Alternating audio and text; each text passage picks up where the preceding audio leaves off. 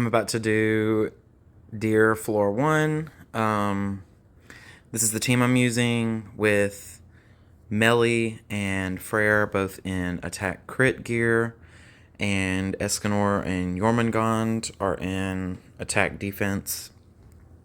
And then the associations, I put Tarmiel on Jormungand for survivability, and then the rest I just kind of picked based on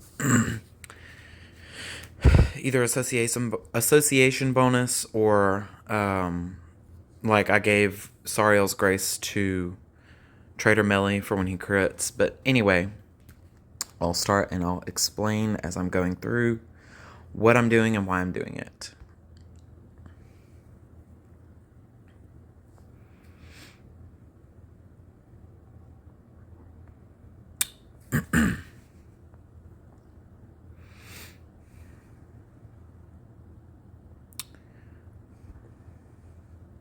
Alright, so in turn 1, there's not really that much to worry about. You can kind of stall if you feel like you need to, but usually what I do is I'll just waste these 3, and then I'll move for ult gauge. The reason I only use 3 cards instead of 4 is because of the way her passive works. If 3 different characters each use a skill, she'll give stats to the whole team. If another character uses it after her passive activates, then they will lose that buff. And sometimes it helps for all of your team to have that buff, because he may single target that particular character and you may end up losing them. So it's better to have those buffs active all the time. So every turn I will only use 3 skills unless I know I can kill, in which case then I'll use 4. But anyway, so here what I'll do is I'll move these. I'll use her skill, and then I'll do this, and I'll merge here.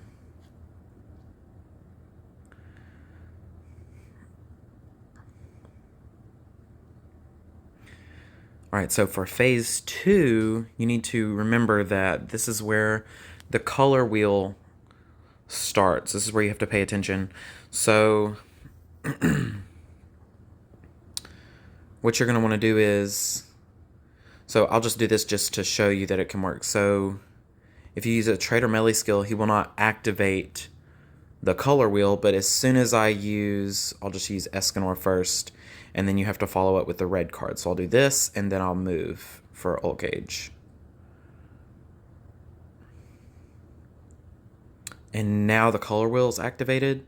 So pretty much after this point, you're going to want to use those colors, especially on this phase, because if you attack with the wrong color, so here I'll need to attack with green.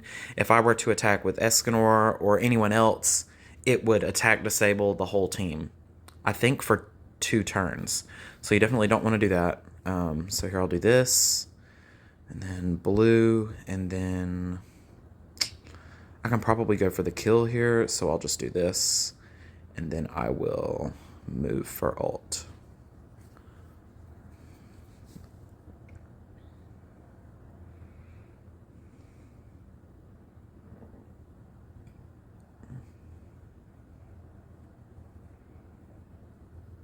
Phase 3 is nothing really too bad to worry about. And the demonic passives you get on the first floor don't really matter all that much. It's floor 2 you need to worry about, but I'll get to that later. So for phase 3, again, you can stall here if you need to, but usually I just try to go straight for the kill. So I'll do this, and that should kill him. So I will just do this. If you're not using Freyr, and if you're using like Sariel or someone, obviously this isn't going to work for you. But like I said, you can stall here. He's not really going to do that much to you. I think the worst thing he does is recovery disable you, which on floor 1 doesn't matter all that much.